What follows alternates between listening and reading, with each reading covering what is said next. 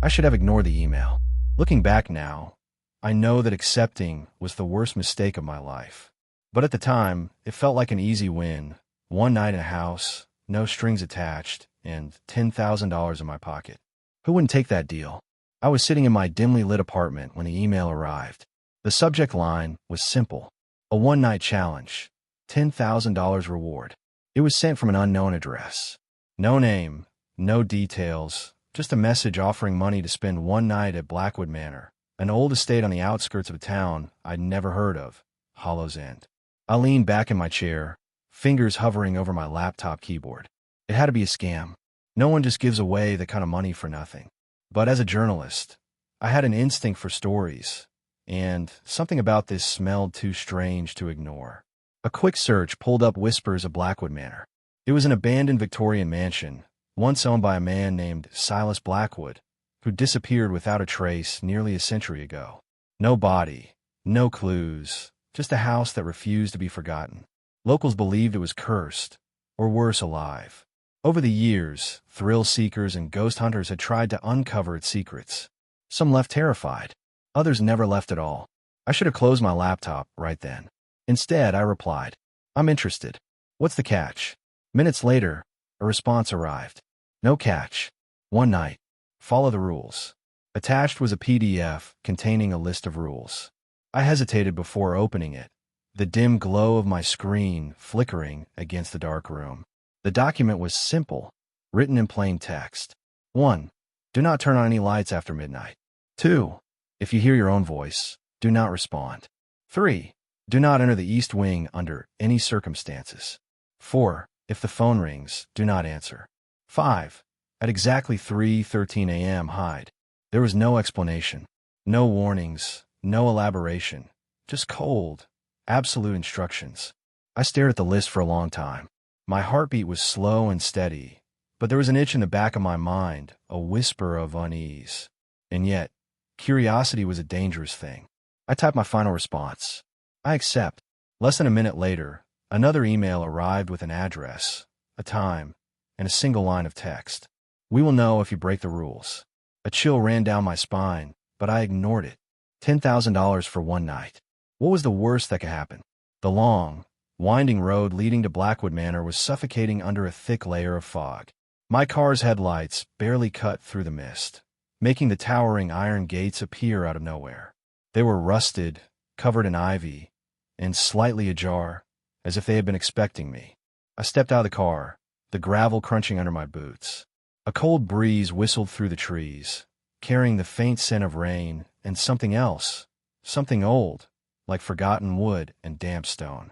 Beyond the gates, the mansion loomed in the darkness, its Victorian silhouette jagged against the moonlit sky. Blackwood Manor had been abandoned for decades, but it didn't look lifeless. Its stained glass windows seemed to shift in color as the clouds passed over the moon. The ivy climbing its stone walls twisted like fingers, clutching at the structure as if trying to pull it back into the earth. I hesitated. Every rational part of my brain screamed at me to turn around, get back in the car, and leave. But I had come this far. $10,000 for one night. It sounded easy enough. I pushed open the massive oak doors. They groaned on their hinges, the sound echoing into the darkness beyond. The air inside was stale, thick with dust, and something else, something faintly metallic like rust or dry blood. Stepping inside, I found myself in a grand foyer.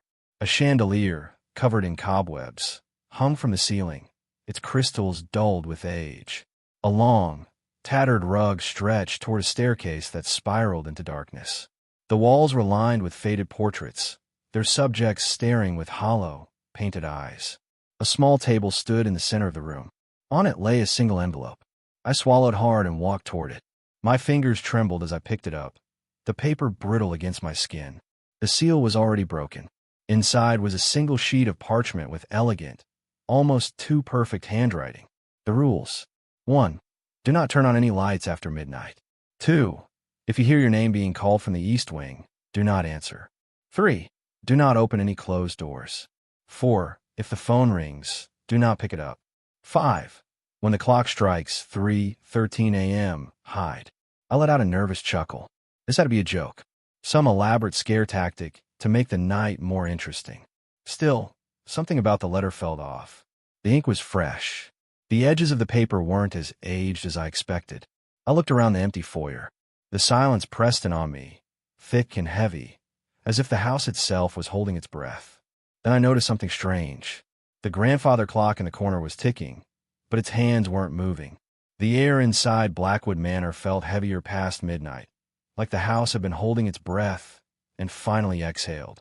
The stillness pressed against my skin, making my own breathing sound too loud. I told myself it was just an old house, that my mind was playing tricks on me. But the silence wasn't normal. It was too deep, too perfect, like something was listening. I sat in the main hall, checking my camera footage on my laptop. The dim glow of the screen was the only thing pushing back the darkness around me. The rules from that strange letter kept echoing in my head, but I refused to let paranoia take over. I was here for the money, for the experience. I wasn't about to be scared by an old piece of paper. That's when I made the mistake. I reached for the lamp beside me and flipped the switch. The bulb buzzed for half a second before bursting with a sharp crack, throwing the room into complete darkness. My heart jumped, but I forced out a laugh. Seriously? I muttered. Cheap wiring.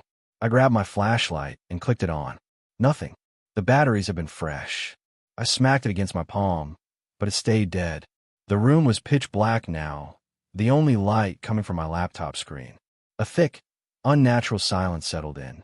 Then came the sound, a faint shuffle, somewhere in the room. I froze, my pulse hammering in my ears. The sound wasn't close, but it wasn't far either. It was the kind of movement you hear when someone shifts their weight on an old floorboard. Slow, deliberate. I held my breath, straining to listen. Nothing. Slowly, I reached for my phone and turned on the camera, using the screen to light up the space around me. The dim glow revealed the grand staircase, the dusty furniture, the rotting paintings on the walls. Everything was exactly as it had been. And then I noticed something. In the mirror across the hall, just barely visible in the weak light, there was a shape, a figure standing at the edge of the frame. I spun around, aiming my phone's light at the spot where it should have been. There was nothing there. My fingers tightened around my phone. I swallowed, forcing my breath to steady. Maybe it was a trick of the angle. Maybe it was just a shadow. But as I turned back to my screen, my stomach dropped. The figure was closer now. I slammed the laptop shut, plunging myself into total darkness. My heartbeat roared in my ears. I wasn't alone. The air inside Blackwood Manor had grown thick, like a room that hadn't been opened in years. I sat in the grand foyer, my flashlight trembling slightly in my grip. My breath felt too loud, echoing off the high ceilings and the endless dark hallways stretching around me. Then, at exactly 1:45 a.m., I heard it. A whisper. It was faint at first, barely more than the rustling of old wallpaper peeling from the walls. But then it came again, clearer this time, drifting from the east wing.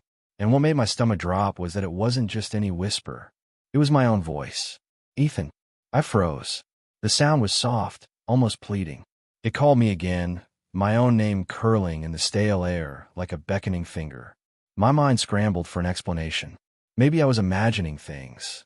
Maybe the wind was playing tricks on me, twisting through the cracks of the mansion's rotting bones. But no, there was no wind.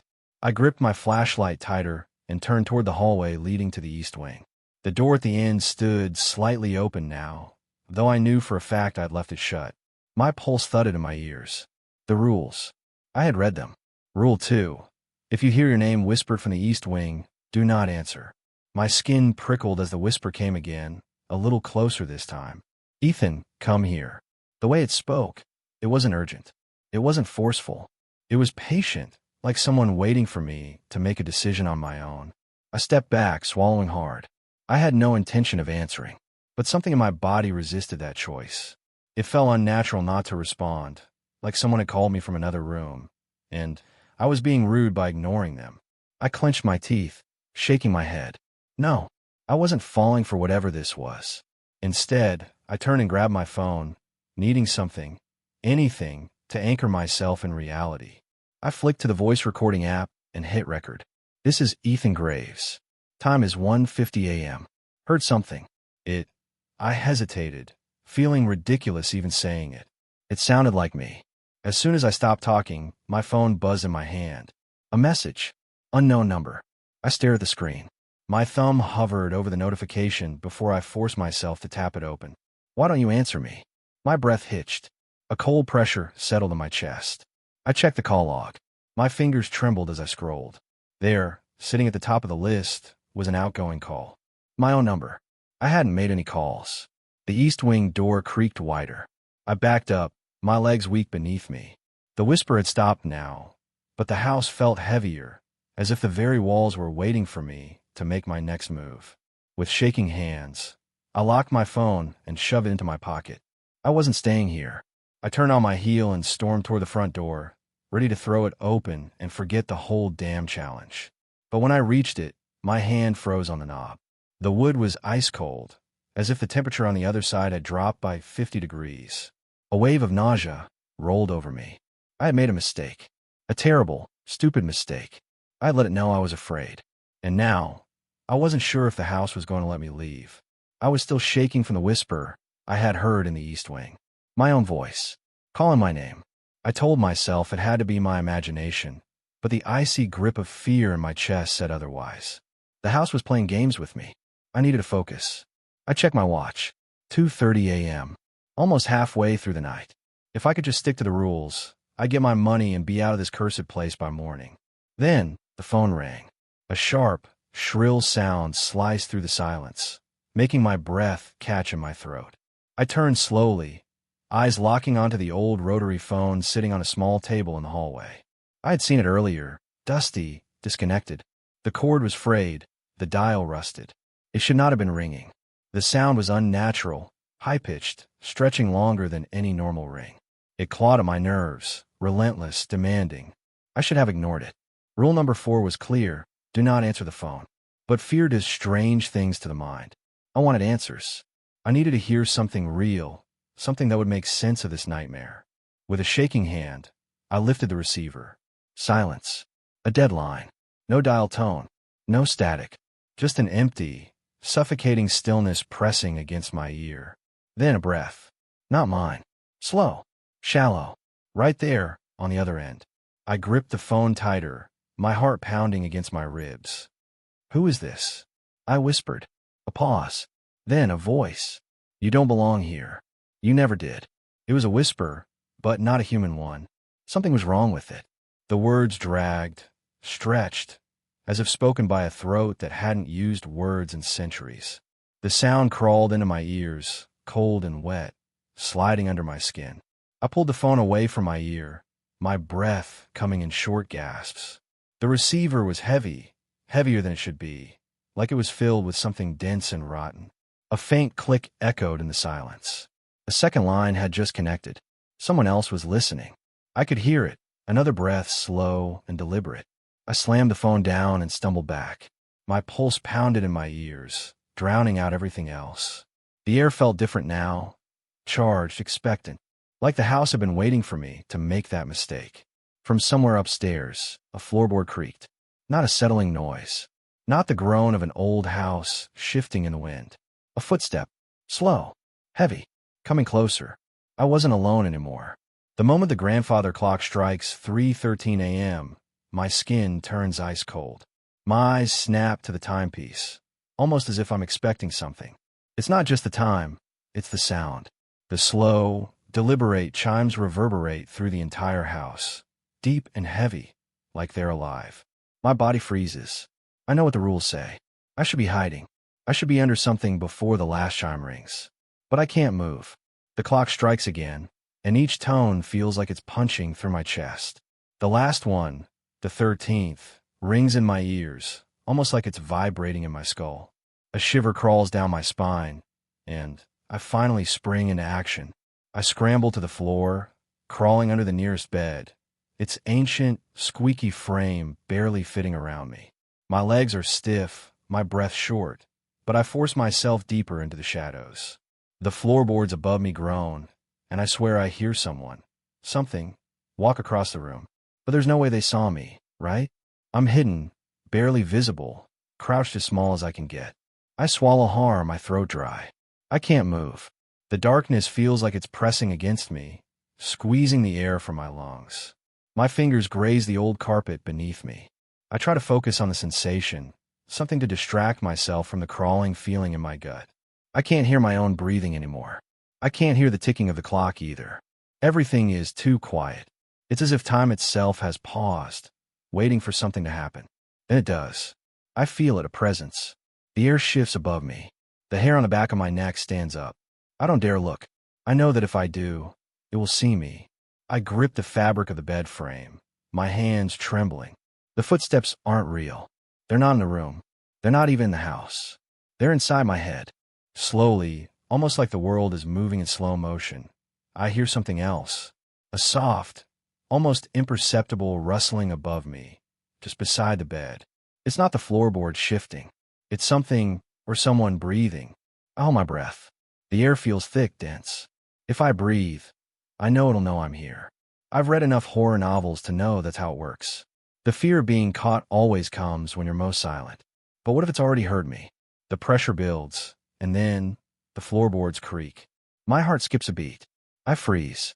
My body stiffens. I can't feel my limbs anymore. There's a sound I never expected. The bed creaks. It's the sound of someone sitting. Someone's weight on the floor above me. Someone sitting right above my head. I can't see it. I can't hear it breathing, but I feel it. It's like an unseen weight pressing down on the air. Slowly, deliberately, the air around me grows colder, freezing, as if the thing above me is pulling the warmth from the room. My breath comes out in little clouds now. And then, there's a whisper. It's so faint, I almost don't hear it all. I know you're there. I nearly choke. My chest tightens, and I bite down on my lip to stop myself from making any noise. But my body betrays me. My leg twitches, and I barely stop myself from gasping. The voice isn't the same one I heard on the phone. It's low, guttural, distant, yet somehow, it feels like it's right beside me. The air tastes foul, as if something rotten is pressing in on me from all sides. I try to steady my breathing. I have to remain still, but it's getting harder. The floor creaks again. This time, it's closer to me. It's moving. Slowly, quietly. I hear the sound of something dragging, like the scraping of metal against wood.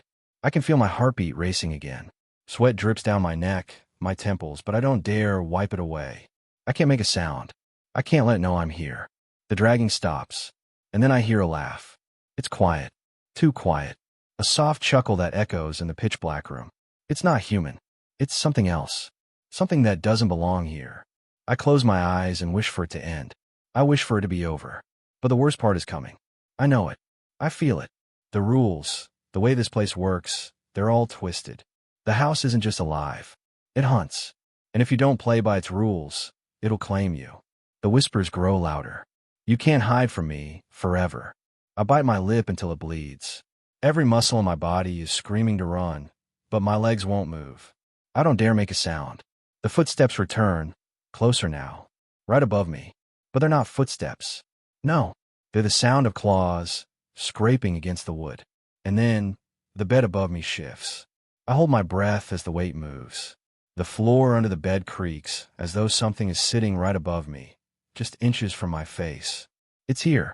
It's right here. And in the silence of the room, I hear it. A soft whisper. Found you. It was 4 a.m., and the house was growing more oppressive by the second. I stood frozen in the dim hallway, the air around me thick and stifling, like it was pressing against my chest. Every creak, every distant groan of would seem to echo off the walls, amplifying the silence until it was unbearable. The clock, that cursed clock, had stopped ticking, its hands frozen at 3:13, mocking me. I turned to face the east wing. That door was wide open. I hadn't touched it. I hadn't even considered it. The rules flashed in my mind, and I remember the one that said, "Do not open doors that you didn't enter through." But this wasn't me. I hadn't touched the handle, hadn't even gone near it. Yet it stood there, yawning into the dark like an invitation, the softest whisper of cold air spilling from the crack. I stood there, just staring at it for what felt like forever, my breath shallow. My mind screamed at me to move, to do something, but my legs felt heavy, like they had been cemented to the floor. This wasn't real, I told myself. It couldn't be. But the longer I stared, the more I couldn't shake the feeling that the house was looking back at me. I felt eyes, no, I sensed eyes, on me waiting for me to take the next step. It was as if the door itself were daring me to enter. I swallowed hard, then found myself walking toward it. My feet moved on their own, each step louder than the last, like a drumbeat growing faster, urging me forward. I reached out slowly, fingers trembling, and touched the cold brass knob. The moment my hand made contact, I felt a sharp jolt of energy, like static crackling through the air. The door creaked open, revealing nothing but a deep, endless blackness. The hallway behind me seemed to fade, like the house was swallowing the light. I stepped inside without thinking. The air inside the room was colder than the rest of the house. It wasn't just the temperature. It was unnatural, as if the air itself was charged with something I couldn't understand. My breath formed small, misty clouds in front of me, but I couldn't feel it. Not really. It was like I was caught in some moment suspended between time, a world where the rules of reality no longer applied. And then I saw it. A chair, in the center of the room. It wasn't just any chair. It was an old wooden one, the kind you'd see in an antique shop, covered in dust and cobwebs. But it was facing a mirror, the largest mirror I had ever seen. Its frame was gold, chipped and cracked in places, but still beautiful. I couldn't look away. The mirror seemed to draw me in, as if it was beckoning me closer. My heart was pounding, but I couldn't move. My feet were glued to the floor, as if some unseen force was holding me there. The room seemed to expand, to stretch, and all I could focus on was the chair. I couldn't take my eyes off it. But then, something happened that stopped my breath cold. The figure in the mirror moved. A man, seated in the chair. I hadn't seen him before. The room had been empty when I walked in. I had been alone, and yet, there he was, sitting in that chair, facing the mirror, his back to me. His features were vague at first, blurred like the reflection of someone who had been out of focus too long. But as I stared, they started to sharpen, coming into clearer view. He looked like me. His face was different, but the shape, the expression, it was me. His eyes, hollow and sunken, seemed to pierce through the glass, locking onto mine. His mouth curved into the faintest of smiles, the corners turning up in a way that made the hairs on the back of my neck stand on end. He didn't move, not physically, but I felt his presence in the room with me, like he was somehow inside my mind. The clock in the hallway began to chime again, slow, deep, and heavy. It reverberated through the house, through me, until I could feel the vibrations in my bones. 13 chimes. 13. The reflection of the man leaned forward, his eyes never leaving mine, and his voice, barely a whisper, floated through the air. "You look just like me," he said, his voice so close it was like he was standing beside me. "But you're not." A cold rush of dread flooded my chest, and in that moment I knew I wasn't alone anymore. I wasn't just in the room with him. I was in the room with something else, something that wasn't quite human. Not anymore. I didn't move. I didn't dare blink. I couldn't. His gaze lingered, unblinking, as the darkness in the room seemed to grow thicker, darker, more consuming. And then, in one fluid motion, the reflection of the man in the chair stood up. But the chair, remained empty. I gasped, stumbling backward, my mind racing. My heart pounded so loud I could hear nothing else. My hand brushed the doorframe as I backed away, desperate to leave, but I couldn't stop staring at the spot where the man had stood. The reflection, now empty, stared back at me. And then, the door slammed shut behind me with a force that rattled the house.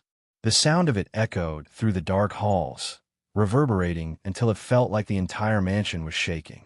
The air was suffocating now, thick with a presence I couldn't understand, and I realized I hadn't just opened a door. I had opened something else, something that wanted me to stay, but I was already too deep. There was no escaping it now.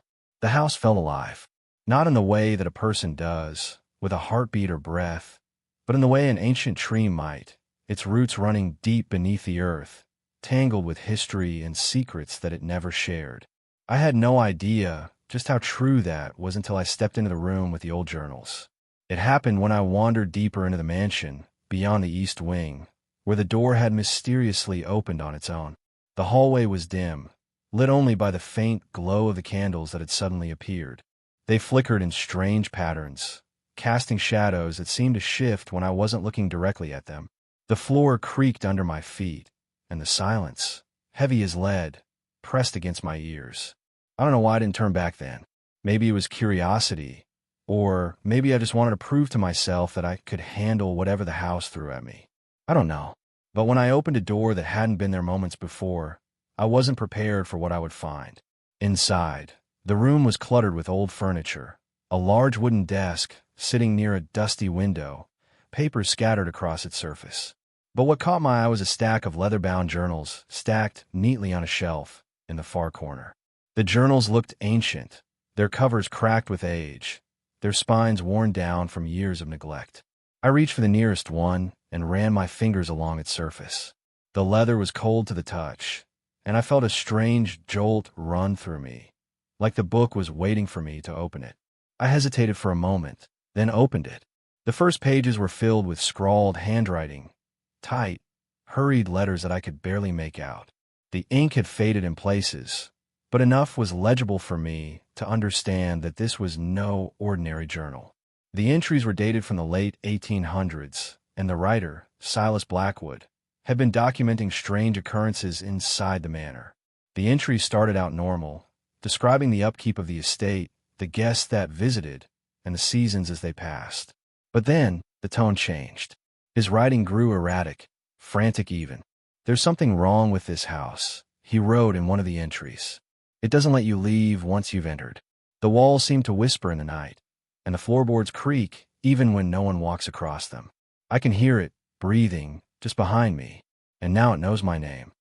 I turned the pages faster, my fingers trembling. Each entry was worse than the last.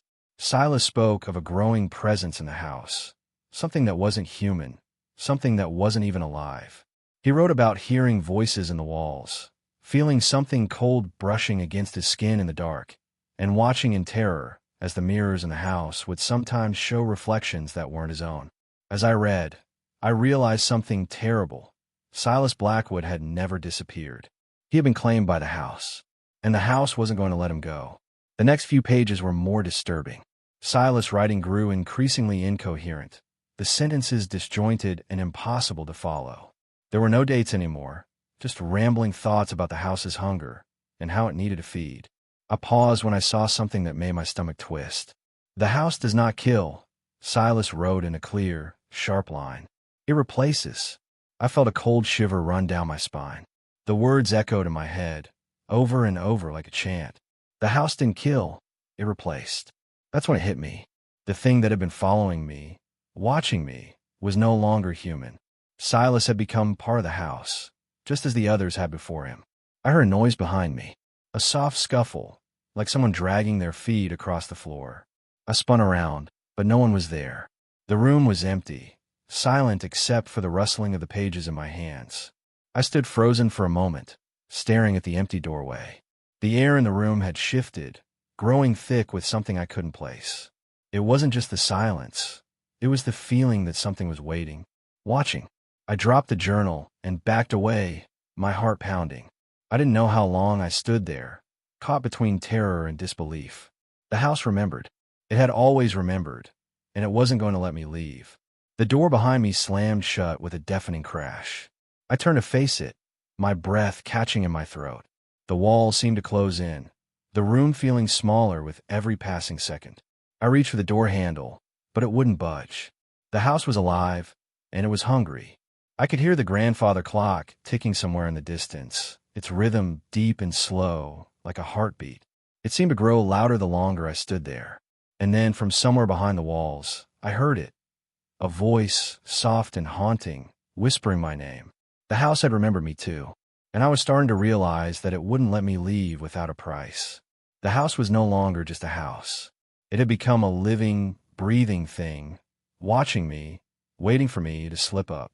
The floors creaked underfoot, as though something beneath them was moving, slowly, deliberately, tracking my every step. Every corner I turned felt colder, darker, as if the shadows themselves were pressing in on me. I could feel them, their eyes on me, even though there was no one there. I had broken the rules. I had answered the phone, turned on the light after midnight, ignored the whispers. But I was beginning to realize something. It wasn't just about the rules anymore. The house wasn't interested in punishing me for breaking them. No, it was interested in something much more terrifying. It was interested in replacing me. I ran my hand against the wall as I moved, the ancient wood groaning in protest. The mansion was alive, alive in ways I hadn't even begun to understand. The grandfather clock that had been frozen for hours had suddenly started ticking again, its deep, haunting chimes resonating in my chest. The sound filled the air, vibrating through my bones as it echoed down the darkened halls. 3:13 a.m. The chimes seemed to mock me. With every strike, the air around me grew thicker, heavier, as though I was suffocating in a room that refused to let me breathe. I tried to move faster, but it felt like the house was pushing against me, urging me to stop, urging me to stay. I reached the front door. At least I thought it was the front door. I could barely make it out in the dim light. But as my hand touched the handle, it felt wrong. I pulled at it, but it didn't budge. The door was locked. No, the door wasn't even there anymore. The frame was empty, replaced by a dark hallway that stretched on for what seemed like forever. I stepped back, panic starting to creep in. I had been here for hours, yet the mansion felt like it had grown larger with every passing minute. I couldn't leave. No matter how hard I tried, the house wouldn't let me go. The shadows in the hallway shifted, moving like they had a mind of their own. And then, from the far end of the hallway, I saw it. The Watcher. It didn't walk. It didn't move in the way a person should. It slithered, gliding silently over the floor, its form barely visible, its shape constantly shifting like a mirage. At first, I thought it was a trick of the light, the shadows playing tricks on my mind. But no, it was real. It was there, watching me. And then it spoke. Its voice was low, rasping, like someone dragging their nails across a chalkboard. "You don't belong here," it whispered. "You never did." I froze, my heart hammering in my chest. My hands began to tremble. It knew. It knew everything. It knew I had broken the rules. And now, it was here to claim what it was owed. I turned around, looking for another way out, but the hallway was stretching, lengthening, pushing me toward the Watcher. It was as if the house was guiding me, pushing me toward it, making sure I couldn't escape.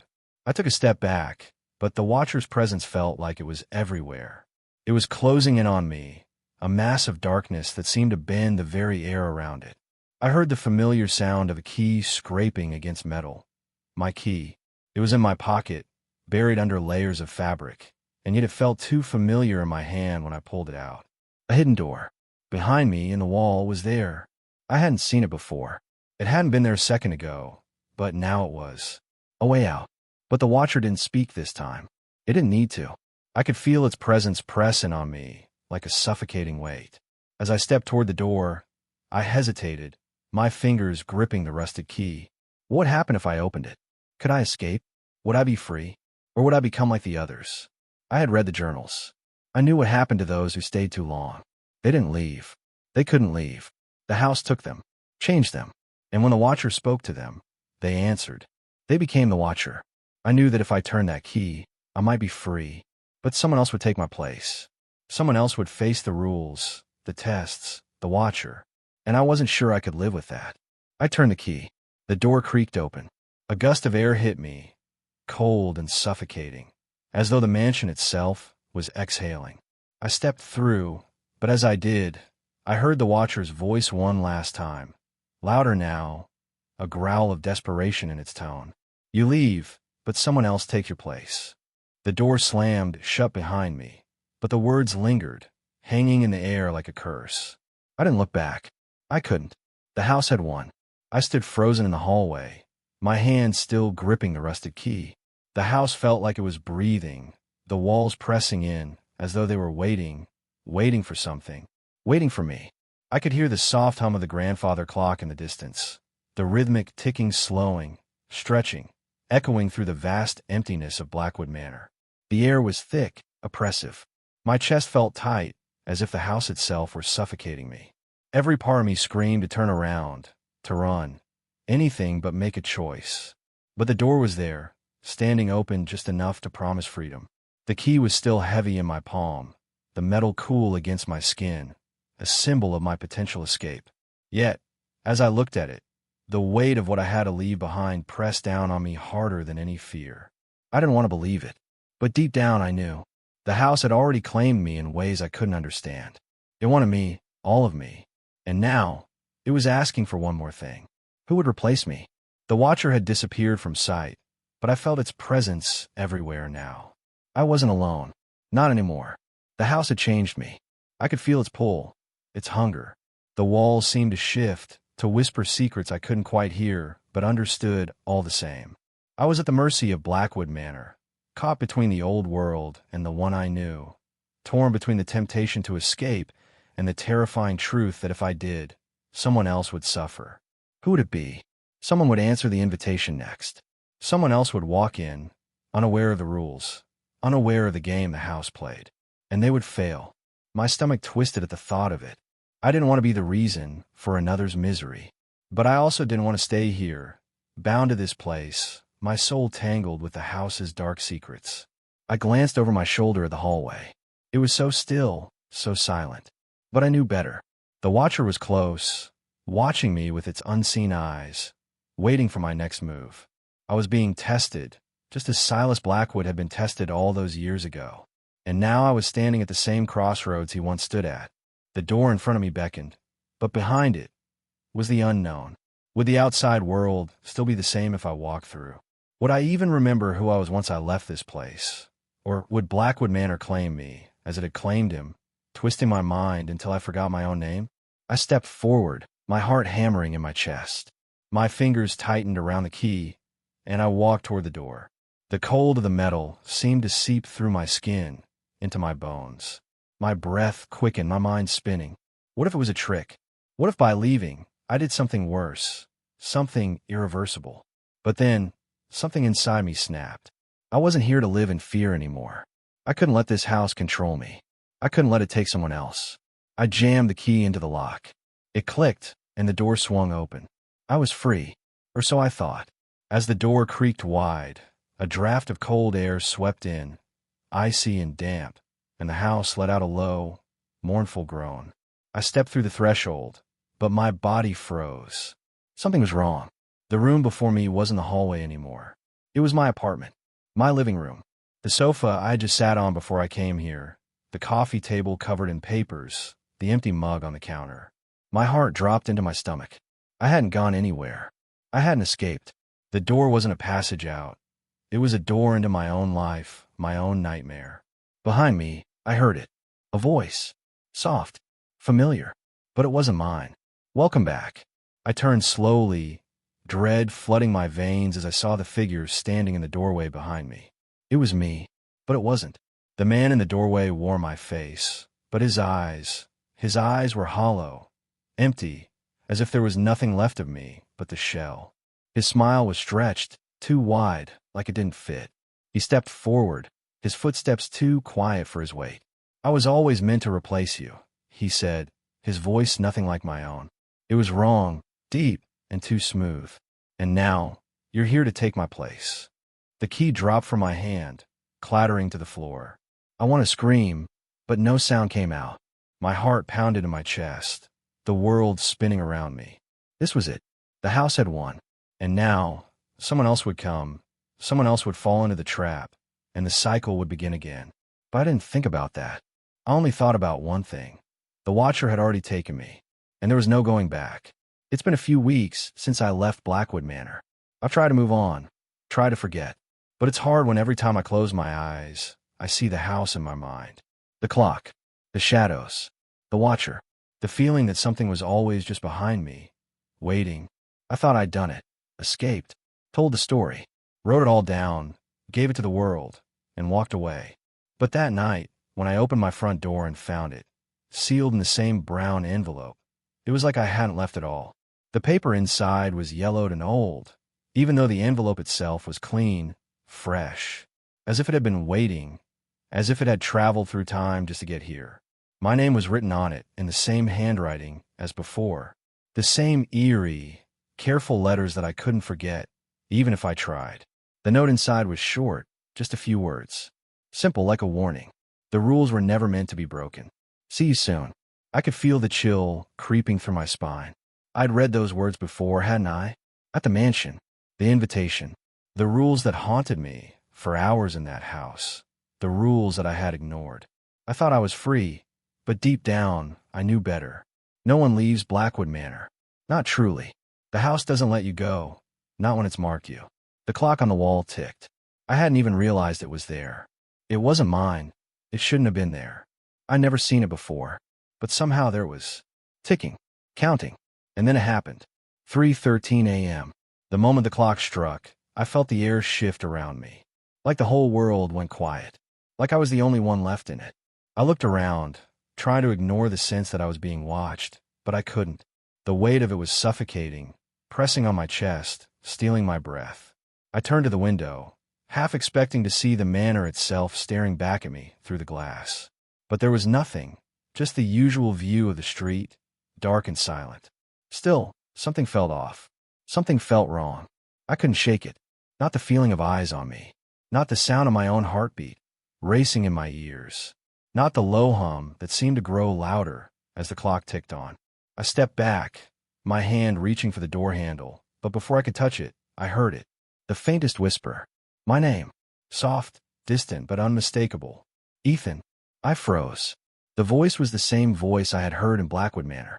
The same voice that had whispered to me through the phone. The same voice that had called me from the shadows. I looked toward the door. The envelope was still on the table. The clock still ticking. But now, in the corner of the room, I saw something I hadn't before. A shadow. It wasn't human. It wasn't even shaped like one. But it was there, creeping out from the edge of the room, watching me. My legs wouldn't move. My heart raced, pounding so hard I thought it might break out my chest. I couldn't breathe. The air was too thick. The walls were too close. The shadow was closer now, stretching across the floor, its shape distorting in ways that didn't make sense. It was a figure, but not one I could fully comprehend. Not one I could escape. I looked back at the envelope. The note still lay there, waiting for me to understand. I had never truly left. Blackwood Manor had never let me go. And as I stood there, paralyzed in my own apartment, I realized something even more terrifying. The cycle wasn't over. The rules hadn't stopped. They were just beginning. The door in the corner of the room creaked open, and the whispering started again. Ethan. This time, I didn't move. The room had become so still, I felt like I was trapped in a dream, one I couldn't wake up from. I was never meant to escape. Not from the mansion. Not from the house. Not from the Watcher. I had become a part of it. Just like the others before me. Just like Silas Blackwood. And now, it was my turn to watch. To wait. See you soon.